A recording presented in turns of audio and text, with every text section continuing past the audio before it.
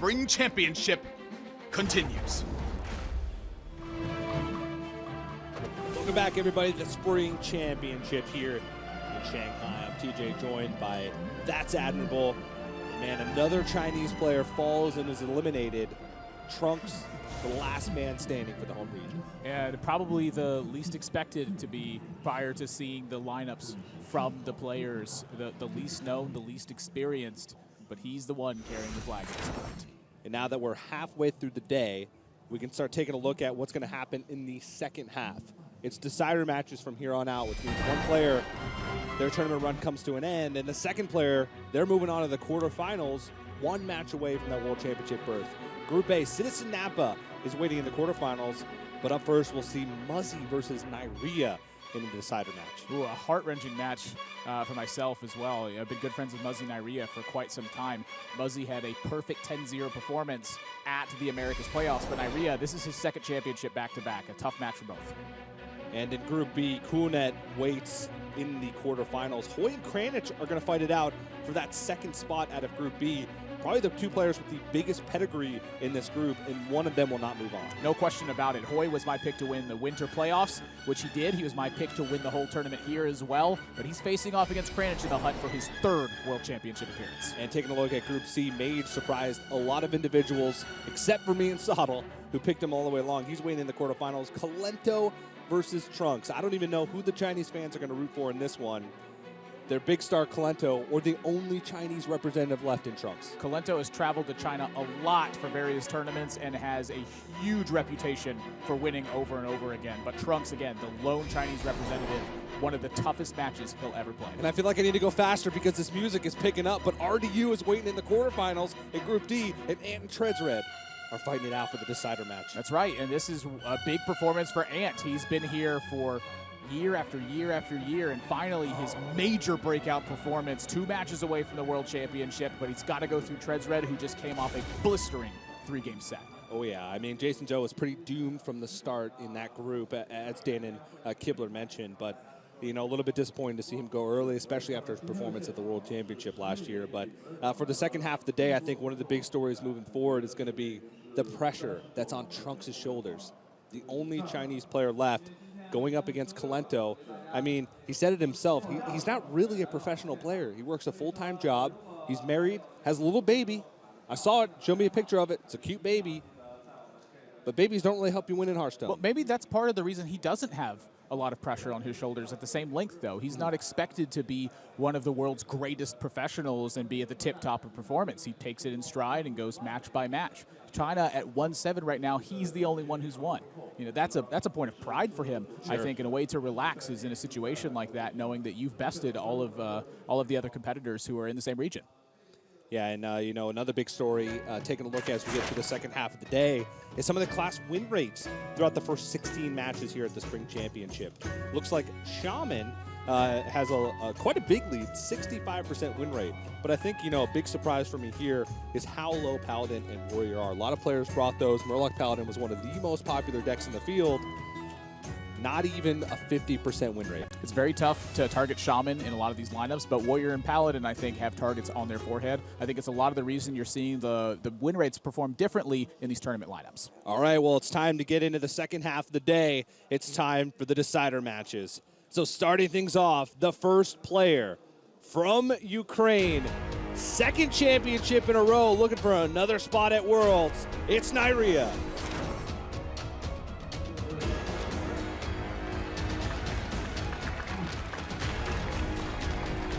And his opponent from the United States of America, the top HCT point earner in the last 2 years.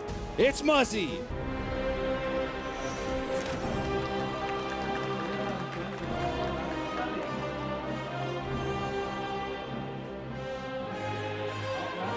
Decider match number 1.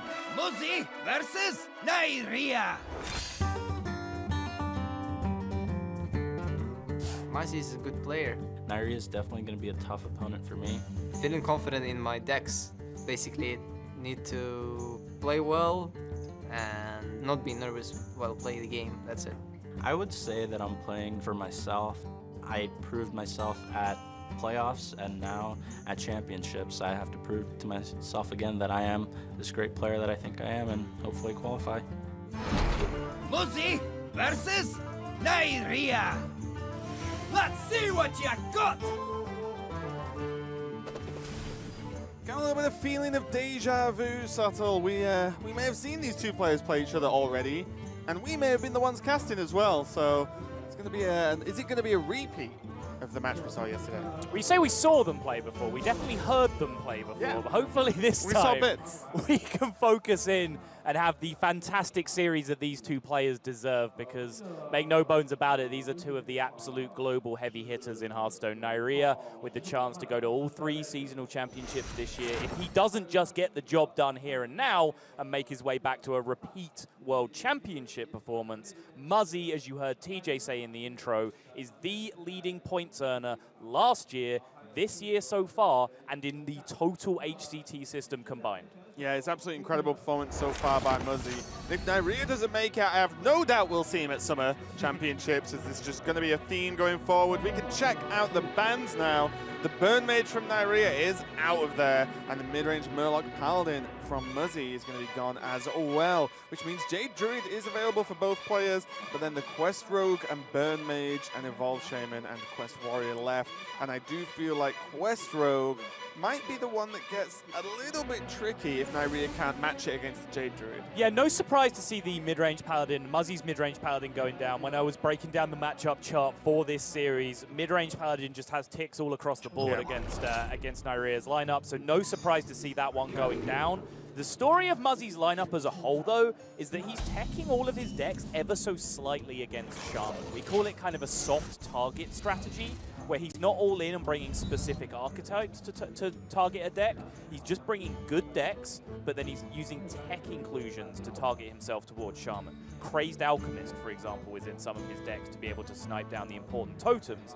But Neirea, quite fortunately, since the majority of his tournament now has been coming up against Muzzy, has managed to omit Shaman from his lineup. He does not have it. Despite that, when I break down the matchup chart, as I did for the opening encounter between the two, I still make Muzzy something around 53% favored on matchups. Yeah, I do wonder as well that because they've played each other, you know, they can go over VODs, they can check out the series. I wonder how much impact that makes on them knowing this could be a potential rematch. You know, like, if you've already played someone the day before with the same lists and probably the same strategy you're going to use on them again, you've got to think, okay, what could I have done differently? Does the ban change? Does just my overall strategy in terms of how my decks interact with my opponent's decks change? We'll see. As they have kicked off, Muzzy kicking off on the Shaman and Neirea on the Druid. Yeah, strong matchup in the opener for Muzzy here. He's definitely got the favorable end of the opening queue. This is a hard matchup to Jade Druid to get through. The one way they quite often are able to combat this is if they go ramp, and then a quick primordial drink, right? Like, that's normally the way to get it done. Neirea is actually some of the way to making that happen, but in normal circumstances, this is a slight edge to Muzzy in this matchup, and that's kind of the trend throughout a lot of the matchups. I think Muzzy edges the Mage Mirror, for example. He has a slightly more greedy list that can help him get through. That's not going to happen because Muzzy ended up banning the Mage, but it's an element of the lineup. I think Neirea's Quest Rogue against the field is slightly weaker because he doesn't have the crabs in there. And there's just those little break points interacting in the lineups as a whole that are just giving this the slight edge to Muzzy, in my opinion. Well, I mean, you know, you've just talked a lot about the matchups and how they work out. We heard Muzzy and Neirea talk about each other in terms of how much they respect each other and how much they think they're both great players. And Muzzy is just a straight-up fan of the high-level gameplay and high-level matchups.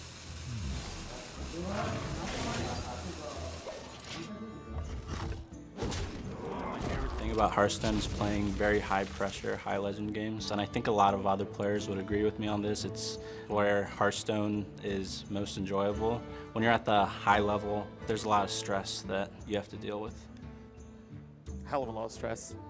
Like, this is a very important match for both of these players. I think we actually definitely saw this from Mage yesterday, where he looked a little bit out of sorts in the opening skirmishes of his series, but then when it came down to that super complicated Quest Rogue versus Control Paladin game at the end, he looked right at home all of a sudden, and wow.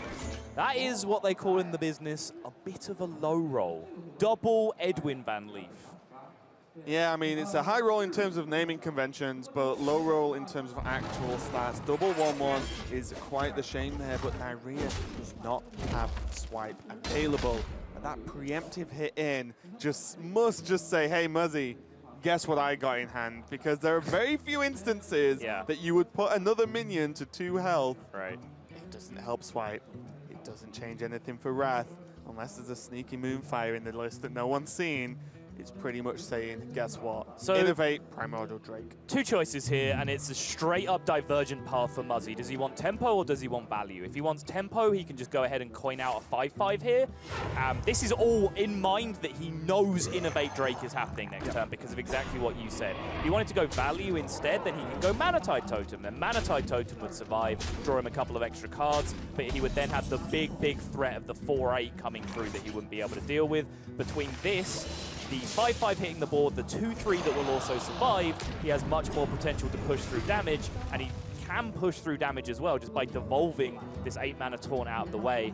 Not a great deal of 7-mana taunts that can put a stop to him here. No. Emperor Veclor and Curator, I believe. Is and also now the kicker for me is Devolve plus Flame Tongue. Means that even if it's not a taunt, you can probably get a decent trade into it if you really want to or need to, depending on what minion comes out. You know, do you want Geddon on the board? Probably not. So you definitely want the trade to happen here. Ooh, that's pretty good value. Neirea is probably not too upset with that. I think he's upset the devolve happened full stop. Yeah, but if it was going to come down. Outcome-wise, you're absolutely right. I think that's definitely a good outcome for him. But worse in particular, worse feeling for Neirea because Muzzy actually only plays 1 single copy of the devolve to make room for these Sea Giants that he has, which is even more Shaman Mirror tech.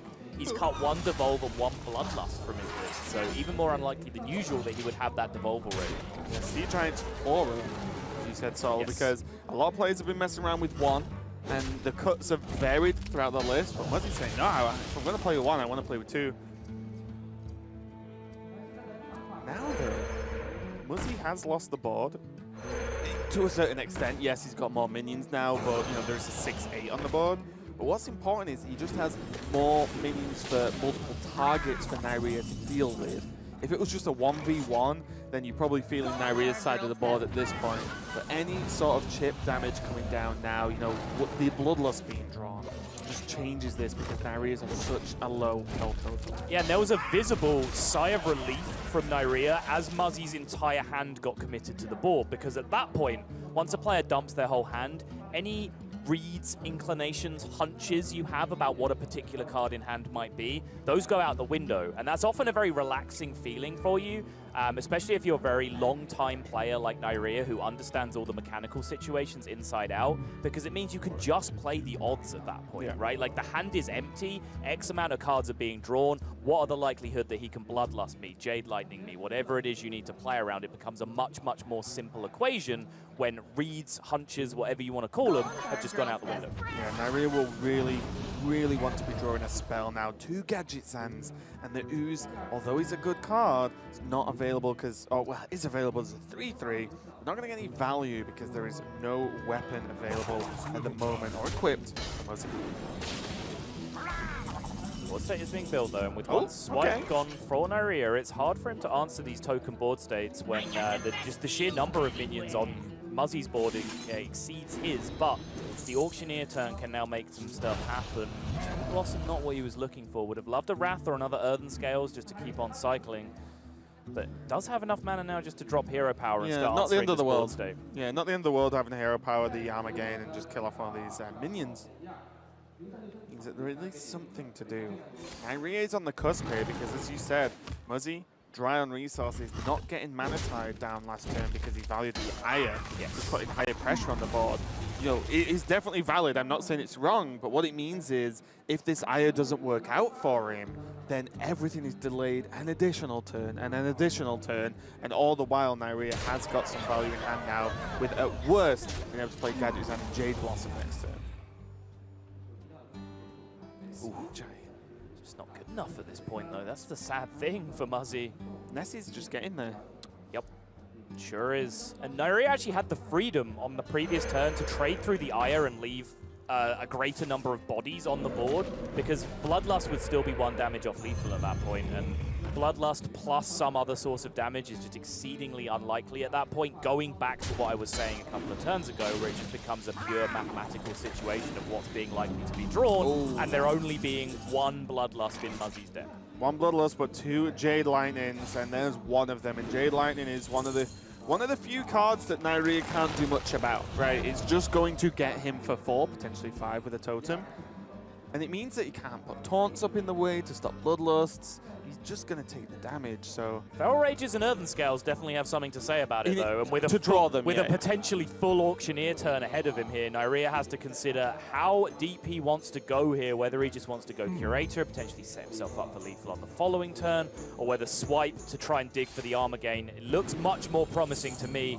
Neirea agrees, but that's a brick at this point, which means Muzzy has a small outer here, just the 1 Jade Lightning off the top in this position. And he pretty much needs it. Look at this board starting to really, really stack up here. All the board empty as well, so now Flame Tongue number 2. Bloodlust won't give any extra damage. And that is not a Jade Lightning. The problem is, a lot of the power taunts, mainly Alakira I was thinking of, can't really come out with Jade Lightning either.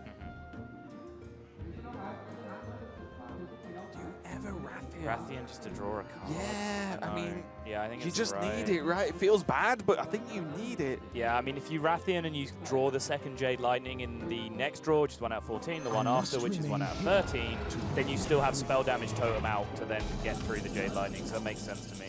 Maelstrom, don't do too much.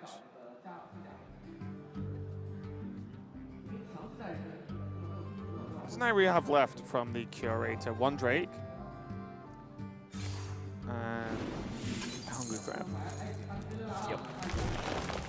Well, Earthen Scales is a good one, especially when you can go for at least 7 armor. That's just game. Yeah. He's got the board. The only out at this point was Muzzy just going for straight up face damage. The Earthen Scales locks that out completely. That should just be game from this point for Neirea, who's going to take a pretty swift lead as long as that Earthen Scales does come into play this turn. Yeah, I actually prefer Ooze. Just drop the Ooze and... Yeah. Not going to happen. There's the Crab, though. Most important. Hungry Crab is a weird card to run in J-Grade, actually. Yeah, so it's not even a standard tech card. It does show up in the Curator list every now and again, as we do see Neirea taking it down. Muzzy recognized exactly the situation. We explained to you that that Earthen Scales shut his last door, but the Hungry Crab does show up in the Curator list, which is slightly unusual in itself. You either run Stampeding Kodo to try and answer Finger things, if that's a big strength in the meta, or you run Hungry Crab to kind of similar things, right? Yeah. Counteract Murloc action and pick your poison at that point. But Neirea picking up a big win there in an unfavored matchup is definitely a boon for him because, as I mentioned, I think his lineup is marginally unfavored. 3% or so unfavored when you break it all down. That means he's probably going to have to pick up an unfavorable along the way to get in an advantageous position. He has just done that. Yeah, that's looking really good for Neirea so far. He is taking that first victory. You can actually check out more about Neirea, as I believe he's actually just going to talk about how much he actually plays the game, as it's something we discussed a lot at the Winter Championships. My 2017 is going well so far. And now Neirea, he's got the win. Yep, Neirea is going to the top 8. I got pretty good results, just consistent results. This is back-to-back championship appearances for Neirea. I'm kind of happy that I qualified second time, but at the same time, my end goal is always to win the World Championship, right? I will be excited if I qualify for Worlds, but right now I'm not excited. Other players should be worried because they should not expect mistakes from me. Neirea, cool, calm, and collected. This looks like it's another day at the office. I would say until I get the World Championship title, I wouldn't be satisfied. But even after then, I'll probably find some other goals. Maybe not. I'll find out if I win.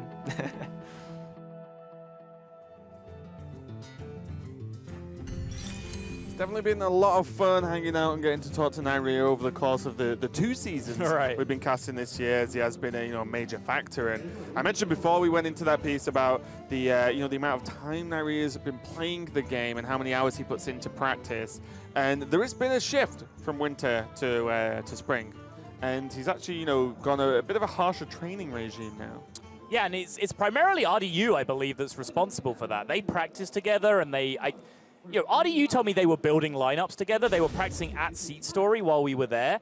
And RDU said, yeah, I'm building my lineup with Neirea. Well, Neirea just ended up bringing his exact same lineup from playoffs. So I don't know how much deck building was there on the part of Neirea. But the one thing RDU really instilled in Neirea for this tournament is that real heavy grinder mentality practice regime. Because we heard Neirea say at the Winter Championships that he believed he played better on a more lax schedule, where he still watched a ton of the game, theory crafted a ton of the game, talked to other pros about matchups, but his actual play time was relatively limited. But now he says he's back on kind of a 5 to 6 hour a day kind of hard practice schedule. Yeah, and you know, Neirea, we talk a lot about his experience, and his experience playing in front of crowds as well at this point. And we've got an amazing crowd here. We saw some shots earlier as well, and there's been, you know, the crowd is packed at the moment, and at the side areas, the side events that are going on, I can just see big queues from where I'm seeing.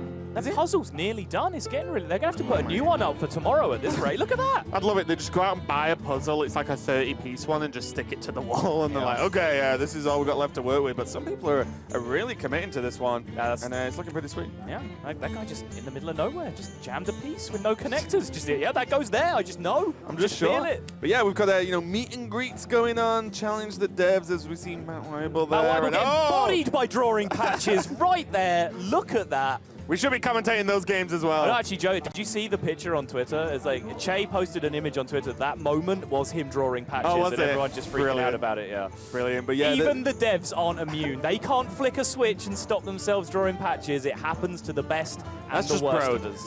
That's just Brode. There's a reason he's not here. Only Brode has the power. Exactly. Thanks, Ben Brode. But now the crowd's also been awesome, just getting really behind the Chinese players as well as all the other players as well. But there's been, you know, the big China story of just Trunks staying in the tournament at this point. But for these two guys, it's pretty much all on the line, but with two very different stories of their own. Muzzy, you know, felt he proved himself in playoffs.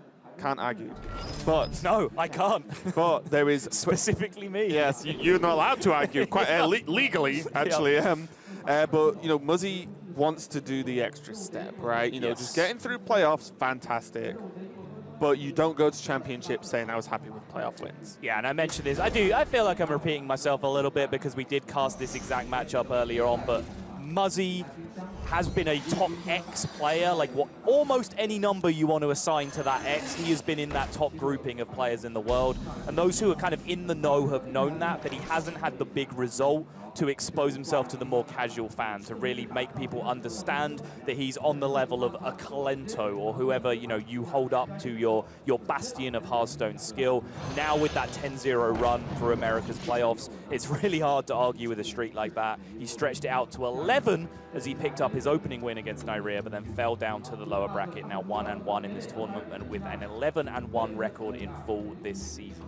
Yeah, and this mage list from Muzzy, still, I have questions about it, to be honest. It's the one what that runs... What are your questions, Raven? Why Antonidas and Medivh, and one Frostnova, one Acolyte, one Doomsayer? 2 Mana Worms is a pretty reasonable answer, but... two Mana Worms, check. Yeah, okay, got him. I can get on board with that decision. Yeah, so I will try to answer some of your questions. Thanks, mate. The full greed, I'm actually okay with. The really greedy, like, super top end, I'm totally cool with that. I can see matchup applications, making sure you've got the beef to get through Taunt Warrior, enough huge threats that you kind of overrun their Dirty Rats. They don't have enough Dirty Rats to deal with all of your huge threats. Also helps out, I think, a little bit in the mirror to just have that little bit of extra power in the late game. The amount of one-offs, though, I am not going to defend. I'm with you on that. I am a fan of a nice, clean, concise deck list that has, you know, 14 or 15 copies of 2 copies of cards in it. Evolve Shaman is your favorite list, right? It is, yeah. Well, now it's kind of like, now it's gone a bit more one Devolve, one Sea Giant thing going on in a lot of places, yeah. Let's get back to that 2-ofs list with just patches and ire in it. Exactly. Oh, those are the days. Well, let's get back to this game, as Muzzy is getting quite a lot of value from this one-off Acolyte in his list, and you know, Neirea started to trade away early into that Mana Worm.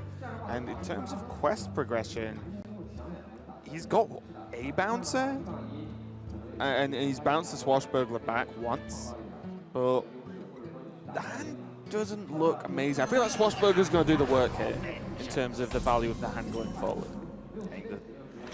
That looks pretty reasonable to me, honestly. He's one bounce away from getting the quest activation in hand, at which point he has prep quest available to him. He also has a Novice Engineer just to dig deeper, and now Mimic Pod to dig deeper again. So I think if you're calling this a not particularly promising hand, then you've got some very unrealistic expectations of what Quest Rogue is supposed to do. Sure, I mean, the Water Elemental is probably a frustrating pick, sure. just because it's just too expensive to play if you're getting your quest done as quickly as you're probably going to get it done as Neirea. He could just play it now and have a Water Elemental.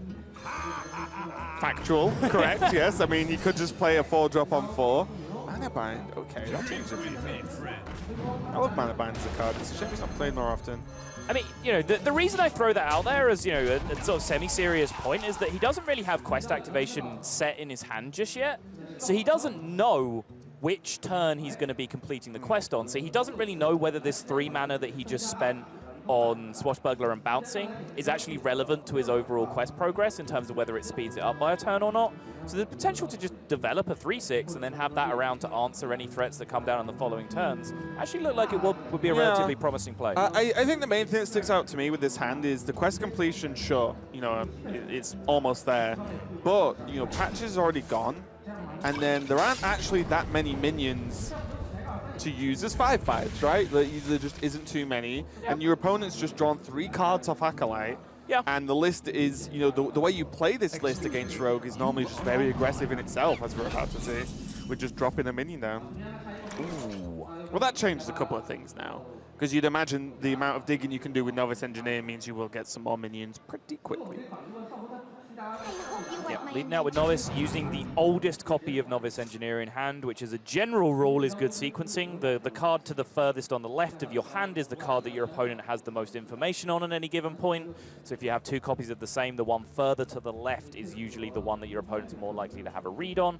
There are, as with any situation in Hearthstone, exceptions to that rule, which is what makes this such a beautiful game. Unless you really want to bait someone. Oh, there you go. You love to see that. Yeah, I mean, this is now just disgusting, right? Because instead of this hand went from meh to disgusting in the eyes of Raven.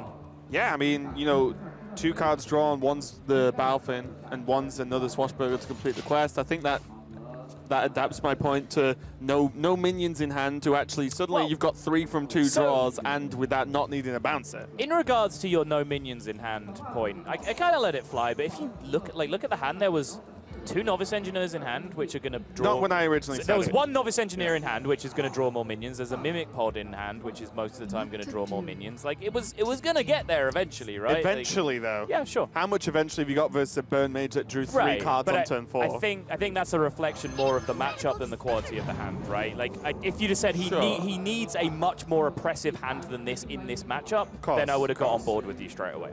So basically, the lesson is listen to what I mean and not what I say. It's a lesson that I'm slowly learning piece by piece. We'll get there. Come 2019, I will have full Raven interpretation skills. Perfect. Go along with your Lorinda interpretation skills. I'm already fully fluent in Lorinda. Exactly. Okay, well, Neirea is actually just, you know, again, quite obviously now with the Swashbucklers just progressing towards getting this quest done. There is a prep to be able to activate it, but these Swashbucklers have not been pulling the best cards, to be completely honest. Anomalous, not great. Water Elemental, definitely not amazing. But Arcane Missiles with 5/5s on the board, yeah, okay, it's 3 damage. Does that even matter? Probably not. Yeah, it's one of the reasons why Swashbuckler really bit the dust originally out of the rogue list, is that first and foremost, it pulled patches if you played it early, which can be used as an extra 5/5 charger later on if you have less pirates in your deck to do that with. Secondly, the cards that Swashbuckler give you, because of the nature of Quest Rogue, if you're given a spell from your opponent's class, it's rare that any given spell is better than playing a 1-mana 5/5 from your hand, right? If you get a minion, it's likely to cost 3, 4, 5, however much mana, 8 in the cost of Anomalous, and then why on earth do you ever want to play an 8-mana 5/5 when you can just play 2 Fireflies for the cost of 4 mana and have the Flame Elementals on the board as well? Especially when that 5/5 kills your whole board when he dies. Yeah, in Anomalous, in Anomalous's case particularly, that's about as bad as it gets. Yeah. It's interesting in the against Mage in particular, though, because finding secrets against Mage can actually be a big deal in a lot of positions. Yeah, I can get behind that. Even Mana Bind to pick up some extra burn. Ice Block in particular is just the straight-up game winner in a lot of spots if you can get that. And since you're bouncing Swashbucklers over and over again in a lot of spots, it can be, you actually get a fairly decent chunk of rolls at it to it. But any secret you get given puts your opponent in a position where they have to really plan to deal with the potential of Ice Block if they can't break the secret on the same turn. Yeah, it's just even now, this Water Elemental is just a non-card. Swashbuckler didn't generate a card, basically, for Neirea early on. But it's enough. I mean, the additional draw from the second Novice, the Battlefiend, basically accounting for 2 5/5s for 2 mana in 1 card. Now the deckhand as well. I feel like Neirea had only the smallest bit of a wonky opening, but then just the back end of these draws kind of just worked exactly how his hand needed to be. Right. Now, that's just rough. Mana Bind coming into play here because now Neirea has a counter spell. Do you know what? That's actually a pretty solid pull for Neirea, because Neirea can use that to block Frost Novas, which can stop him from dropping the lethal. He can also use it to block burn spells, which can stop Muzzy from setting up just the ice block and kill you kind of strategy. Man, I mean, is this just checkmate at this point? That was second ice block. Self Alexstrasza does very little versus a board. Literally nothing. Sometimes you just got to go all in on your statements, really. It does something. It means, like, Neirea has to click a few more times. All right, fine. Yeah. See? Almost nothing. The word literally was, in fact, too strong. But there you go. You win this round. Sometimes just don't go all in on your statements. Well played. But Neirea is going to be... Got him! Neirea is going to be going 2-0 up versus Muzzy. And, this is just... Neirea lost versus Muzzy early on yesterday. Neirea lost to Muzzy early on. Reversing the situation. Yeah, and honestly, I mean, I do feel like Muzzy has the slightly favored lineup. I've mentioned it a couple of times, but as I also said, when your lineup is unfavored by a small matter of 3 or 4%, which is what I come out to it being, if you then win an unfavorable matchup in your opener, that flips right on its head, and then suddenly you have that kind of 4 to 6% edge going back the other way. Yeah, now Neirea has his Quest Warrior versus what Muzzy's got left. He's got his Mage, his Druid, J-Druid, and his Evolved Shaman. Yeah. I would be feeling still reasonably okay. If I was Muzzy, I think you're not feeling too bad about this. And I think I haven't actually spoken to Muzzy to confirm this, but he's got very, very obvious techs in his decks against Shaman specifically. The Double Sea Giant, the Crazed Alchemist. I think the Double Sea Giant is actually very good against Warrior as well. The level of greed in his Mage deck kind of points towards Warrior as well. So there might be kind of a double soft target situation going on here, where he's actually looking at Taunt Warrior and Evolve Shaman, in which case maybe the reverse sweep can come out. Yeah, like TJ and Admirable say, it's kind of like 2 birds and a stone, right? Yes. There you go. You hit the nail right on the top. There you go. And while we get ready to get into this next match, you can find out a little bit more about Muzzy. Well met. My name is Muzzy Islam. I'm 20 years old, and my battle tag is Muzzy. I used to be a sports guy back in high school. I played baseball a bunch, but I don't actually even remember the last time I watched a baseball game now. I currently attend Albright College studying game and simulation development. The current plan is to eventually make my own games, understand game theory, and hopefully create another Hearthstone, right? Okay, if Muzzy makes a game, he's not allowed to play. He's very good in games he didn't make. The man games he actually designed. Yeah, also I think he actually switched to that game design course fairly recently, within the last year or so, or the last couple of semesters for him. So I think actually playing Hearthstone and switching from traditional sports to the esports environment has actually influenced him to want to go down that line, which is super, super interesting. But I don't know if Blizzard are playing a dangerous game here. They might have just advertised the competitor that finally takes down the Goliath of Hearthstone. Yeah, I think as well that for Muzzy, and a lot of players talk to any pro player, and most players in general, but especially pro players, it's like they never don't like talking about card design, right? You know, it's just something that's very close to everyone's hearts. Brian Kibler? I've heard of him. That is a man that will talk to you about some card design every now and again. Yeah. I do enjoy those conversations, actually, because what happens is we normally start talking about a card, and then Kibler starts, and everyone just goes quiet and goes, It's true. Kibler, tell us It's stories. true. Yeah, Tell us stories. If we're watching a game and evaluating plays, like, you know, Kibler might say something, and some of us will disagree with him quite a lot of the time. But when he starts talking card design, you just sit and enjoy the wealth of knowledge and experience and history that that man has available to him. 100%, but now we can sit and enjoy what might be the end of this series and the end of Muzzy's run through the Spring Championship. Neirea, his Quest Warriors, his only deck left. Muzzy kicking it off again with this Jade Druid. See a good old friend called Yog. I think Ant would be happy to see this card in his hand. Sure would. It's a really miserable feeling as Muzzy to be in this position where you won the opening skirmish against Neirea, and then in this kind of double jeopardy situation to then lose the run back. This actual like double jeopardy thing is something that a lot of other games actually try to avoid deliberately in like true double elimination brackets, for example. They'll have like seeding allowances to avoid this double jeopardy situation happening because it's really just a bad feeling for everyone involved, but the nature of the group system that we're using here makes it pretty much unavoidable in a lot of spots. Neirea, though, is able to flip this game on his head, but he's deep in thought here. Look at him. Yeah, I actually winding up his mind like a toy soldier. I actually kind of like like on this board like a poised cobra. Stop. I actually kind of like the potential of rematches because it really interests me how players even approach the rematch, right? Like, how much do they think they could even change about their play, if anything? Right. Do they feel they have to mix something up because they've just played someone again?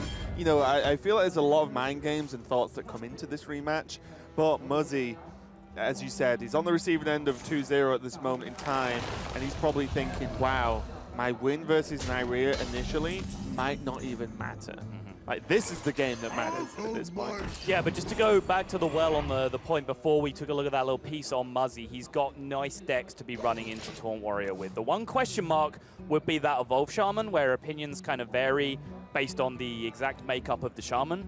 But he has double Sea Giant, which is actually really, really strong against Taunt Warrior, and that might not be immediately obvious, but this new style in which Taunt Warrior gets played actually just tries to not use any removal for as long as possible, right? They just try to play annoying taunt minions, not take too much damage, allow you to build a wide board state and continue taking value trades into these low attack minions.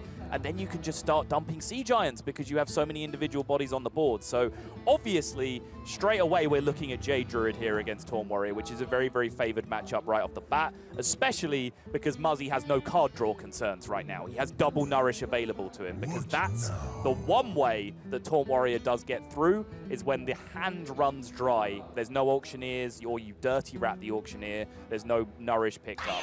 Muzzy certainly not going to find that problem here. Hello, Yog. Yeah, Yog's okay. Yog's not bad. But Jade Druid can also make Sea Giants for 1 mana sometimes. So it's true. That can actually help. They can't ever make them for 0, though. So advantage Shaman. You can only run 2, though. Jade Druid can only run 1. Yeah. Unless Earthen Scales. Now we're talking. Okay, well, we'll save that for that matchup later on, but as you said, the card draw not really a massive issue at all for Muzzy. Now options, gadgets, and innovate plays. Just another Nourish if he really wants, because this Yog getting pulled out and not having an answer by Neirea means it's just a 7-5. It's just a 7-5 hitting him in the face. This actually could be better for Muzzy than playing Yog in this game. I honestly think in more than 50% of scenarios, just this Yog hitting the board and not being answered is better than playing it, you know, turn 10 and beyond. Yeah. I would be inclined to agree. Because particularly against Taunt Warrior, like Yog can create like weird situations where it's 10 mana do nothing, or absolute chaos can happen and you end up, you know, burning a Jade Idol, for example. And then what, right? Then the Taunt Warrior can actually go on an inevitability game plan of actually killing everything in your deck. It's also the problem that versus Taunt Warrior, if there's a board for the Warrior, like, if Yogg does one AoE, it'll often just not really deal with the board. You know, the health is normally very high on the Taunt Warrior minions. Right. So, like, yeah, even a Flame Strike, well, you know what? Say there's 2-3 minions survive and that's the end of Yogg. Right. What did it really accomplish? Right. But there, get connected with face once, then Neirea equipped another weapon and hit it. That was a 14 damage pull off the Dirty Rat. 14 damage to Neirea's self off that Dirty Rat. I'm taking. It's a bad card. 2 mana, 2/6 taunt, deal deal 14 yeah. to yourself. You would not play that card. Neirea did. He didn't open his collection, scroll over Dirty Rat, go, 2 mana, 2/6, deal 14 to self. 2 of that bad boy in my list. New card in the expansion. Death Knight Rat. 2/6 taunt, deal 14 to self. 1 mana though. Oof, changes things. Muzzy though is just basically putting the beat down on Neirea here, and that Fandral just meaning that the armor gain is actually, might not look like it because of the way this game's probably going to end soon, but the armor gain as well as the damage is very important. That is potentially just 1 additional rack hit you can soak up from the hero power. Not that we're there yet in this game, but still, it's valuable, and even next turn for Muzzy, he's got a lot of good options. Just having Swipe and Earthen Scales for a total of 5 from hand. Yeah, even Pyromancer in combination with those can help him push through a taunt if it comes down to bank some of this damage to face that's not there like in the minions. it's going to kill any minions itself. Yeah. Neirea's in a mess. Yeah, I think he knows it. Neirea often, when he's in a situation like this, say Neirea is just like, okay, I have lost. He will actually just sit and stare at his hand. As in the cards. But no, it's just his hand. It's like, this is my hand still, yes, good. Just to say, you know, like, where am I? Like, what's gone on? Is there anything I could have done? Is there anything I can still do? And maybe just to buy some time before the next game. He's gonna need to. As he leans back, he's like, okay, well, he got me that time. I have 2 more goes with this Taunt Warrior. Yep, and Muzzy, you know, kind of let out, all guns blazing, picking the Jade Druid first, knowing that Neirea was locked into his Taunt Warrior at this point. That is an extremely powerful matchup for Muzzy. The Jade Druid just did what it does, helped out by that Dirty Rat, which, by the way, Neirea was probably aiming to try and hit an Auctioneer out of the hand and then potentially deal with it with Sleep with the Fishes or the contents of his hand or whatever, but it did backfire in the end. He was also just trying to rush towards his quest completion as quickly as possible, because that's also another big win condition for the Warrior. You have to make that happen so that you can start firing shots before the Jades get up to 9-9, 10-10, and it's just not having an impact. Yeah, also as well, if he pulled out Jade Behemoth, like, that's actually a pretty good pull. Even, you know, Jade Spirit again, like, anything to, 1, deny Jades, and also the hit back from the minion you do pull isn't 14 damage. You know, like, anything like that, you're actually really happy with against Jade Druid. If they just miss a trick, then you can actually, you know, have that opening for Quest Warrior to actually get there. As we saw, though, you know, Yogg doing 14 and the double nourish for Muzzy, you're just not winning that game, to be completely honest. Right. But it's still, as this series progresses, this feeling in the back of my mind is going to be, I'm going to be very upset to see either of these guys go out of the tournament, because they are two deserving World Championship competitors. Maybe if I could have it all and have the dream world, I'd have Muzzy qualify right now. He would take his rightful spot at the World Championship that a player of his caliber deserves, and then Neirea can re-qualify.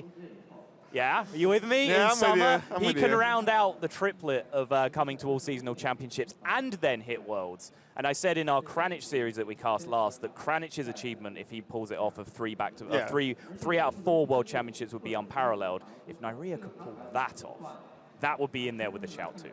It would be a great year of Hearthstone if all of those things happened. And we've had a great day of Hearthstone so far. Let's check out what's coming up later. Greetings from Shanghai, my friends. Don't you stray too far away from that fire. There's more tales to tell. Coming up from China, Hoi and Kranich. And here are Hoi and Kranich, or Kappa Face. Is this actually Hoi and Kranich? It is! Hey! Hey, that's nice. Just give us the Kappas in the chat. Both players looking quite happy, actually. I mean, that's less Kappa and more Kappa pride when I look I know, at it. What's going on here. Let's add some rainbow colors to that demo and we'll really get what we mean. Just Hoi's statue. Look at, there we go. I was like, look at this focus. That is actually very similar to how he looks when he plays. It is. Just 100% stony face. Yes. And we saw Kranich there with Hoy, of course. And I saw Kranich almost straight after he won his match early today. And he was, like, noticeably happy. And that's kind of sounds silly. He won a match. Why wouldn't he be? Right. But you know what I mean? He was like, it was a mixture of, like, I think just happiness and relief. You know, he was just like, okay, yes, that could have been a disaster, but I made it. But now, going back to our match, Neirea versus Muzzy. Neirea 2-1 up.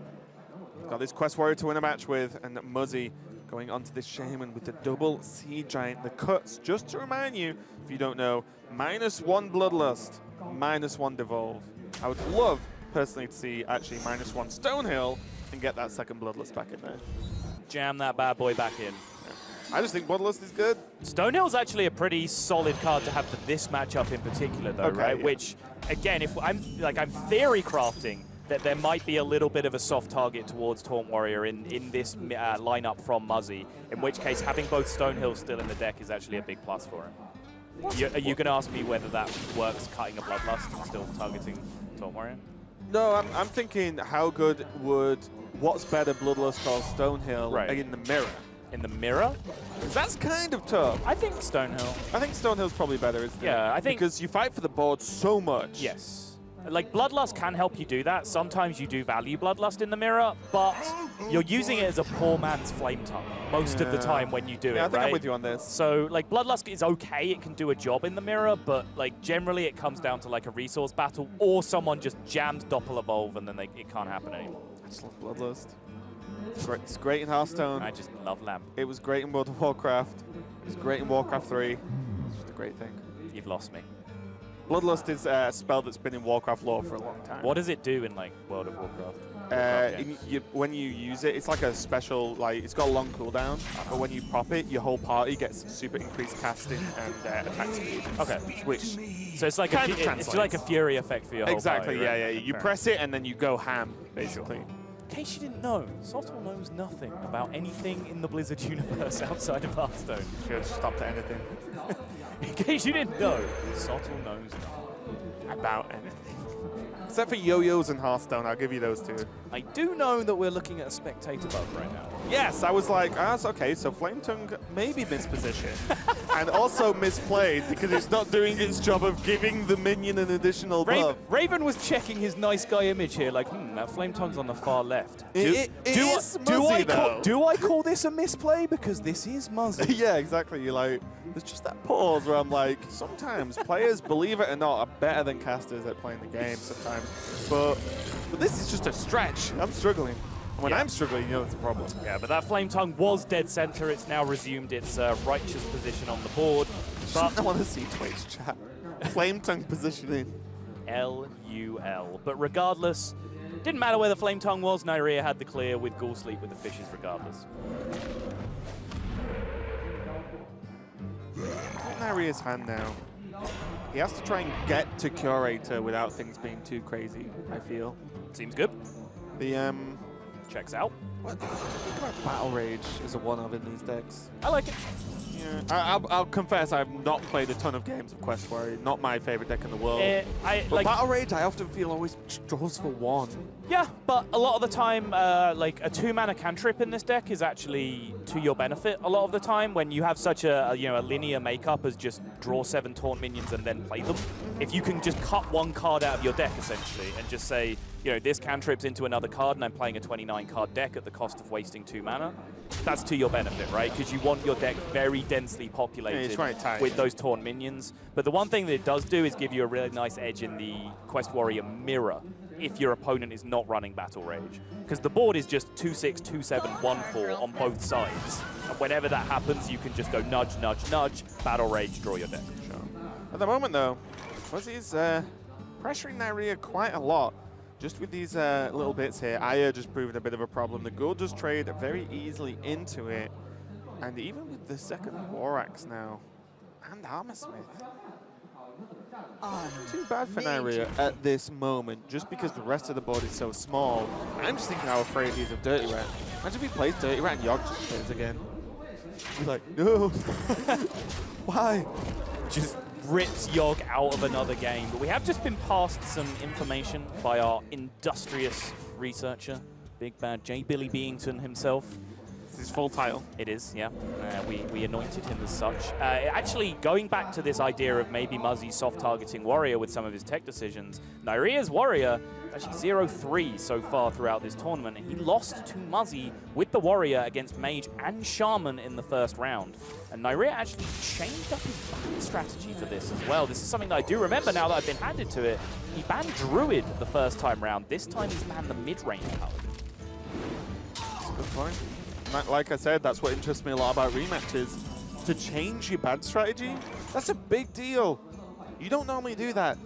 You line up normally bans a certain deck, and that's just how it is. But Neirea mixing it up, and he is still ahead in this series. But he's getting pressure quite a lot. And that quest counter, pretty sure not bugged. Nope, there we go. It was actually 0 out of 7 so far. Yep. So not looking fantastic. Although maybe less reliant on the quest at this moment in time versus this deck. It's more just clear the board, don't die. Some people throw it. Yeah, that's okay. Still can't survive. Yeah, it's not the end of the world, especially now with that brawl and what we can see from Muzzy's hand, Evolve Maelstrom. Yeah. If Neirea goes Curator, then suddenly things get cooking.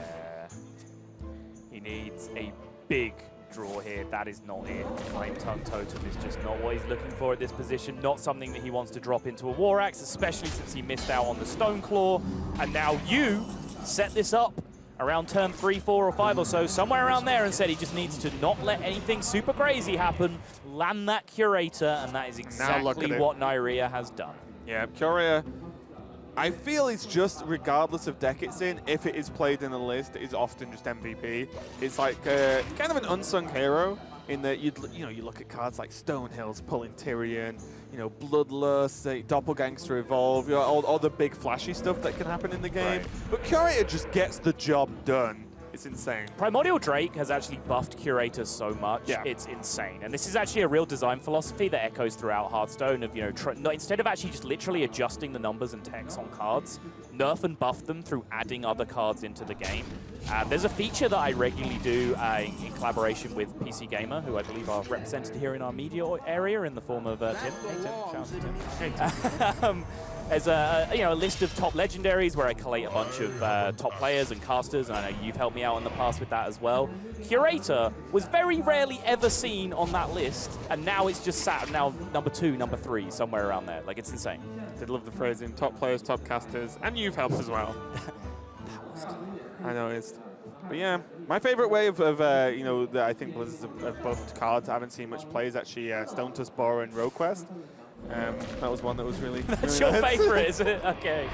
Yeah. Quest Rogue actually kind of did a lot of that on its own. I once referred to Quest Rogue as like a care home for forgotten children or something in terms of Hearthstone, which, I don't know, came out of some weird area of the back of my mind, but turns out to be a pretty fitting analogy, I think. Right.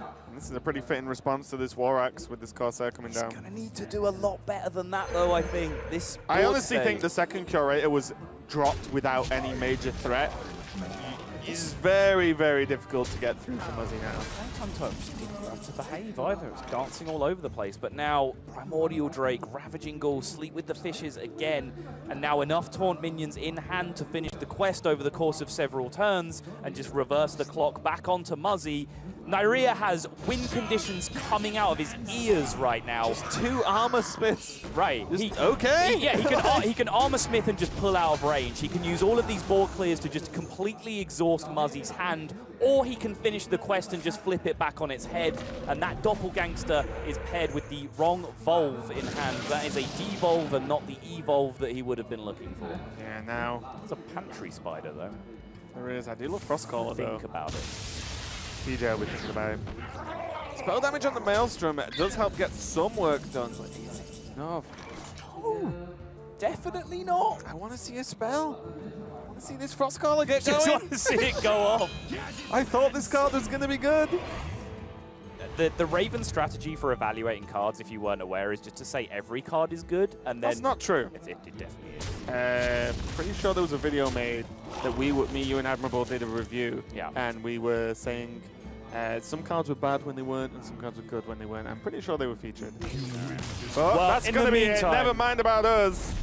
More about these guys. Neirea does take the series and the rematch over Muzzy. Both players 1-1, but one player doing a lot better than the other in terms of overall results in this championship. Yeah, really just flipping fortunes on his head. Was vanquished in the opener against Muzzy, but came back full circle. And for me, it really all came down to that opening game of the series where he won the unfavorable matchup, and that just erased the slight advantage that Muzzy's lineup had against his. Also as well, we said rematch.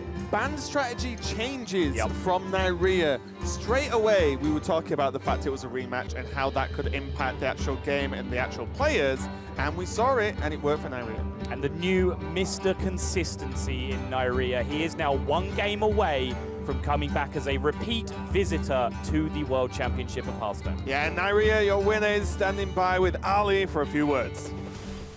All right, congratulations to Neirea， 把掌声送给 Neirea 好吗？非常棒的比赛啊！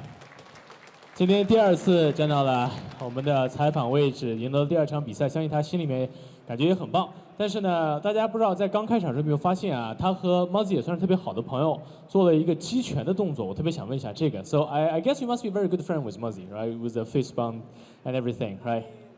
I mean, this is the first time we met with each other, so, but I guess it's destiny to, so we will be friends. Very good. 其实他们之前也不算是特别好的朋友哈，这是他们第1次在大型比赛上遇到彼此，不过已经交手过2次，估计已经了解到彼此了。Okay, so what changed? Right, obviously the second time against Muzzy, and this time you won. What changed? Last time I went with save ban. I banned his druid, expecting him to maybe try to be more creative, and it didn't work. This time around, he went also with save ban, but I went with another. I banned his paladin and gained some percentages out of it. 好，那由于上一次他曾经输给过 Muzzy， 那这一次他战胜了 Muzzy， 我问有什么改变？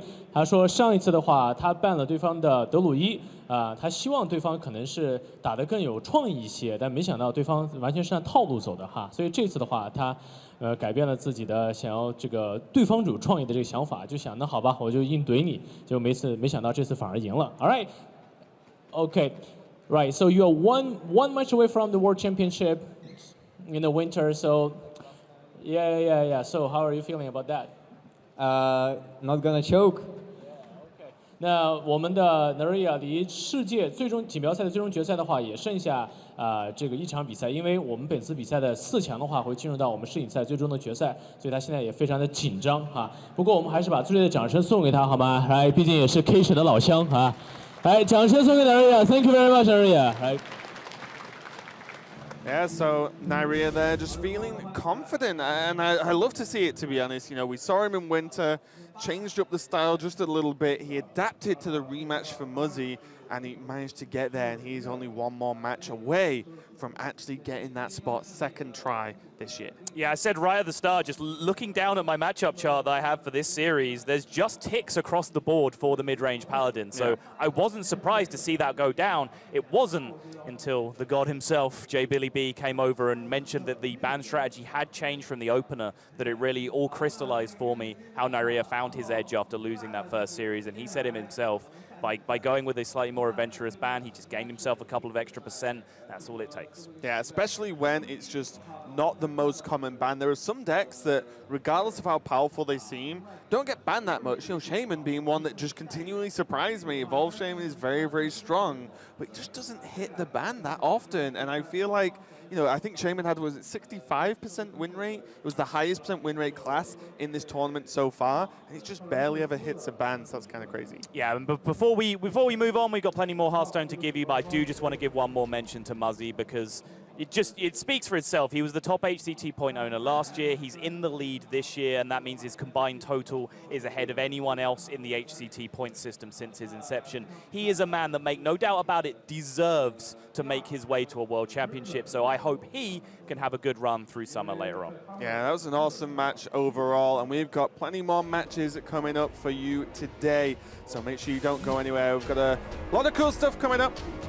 You see, been playing in front of an amazing crowd, these players. Neirea taking a win, and we are getting closer and closer to working out who's going to get to the World Championships. Yeah, and it's just a really interesting mix, much different than I would have expected. Did not expect for China to struggle as badly as they did. APAC perhaps has performed above expectations. Still plenty more questions left to answer, Raven. Yeah, we're going to be answering them today and tomorrow as well. So we've got plenty more matches coming up. So don't go anywhere.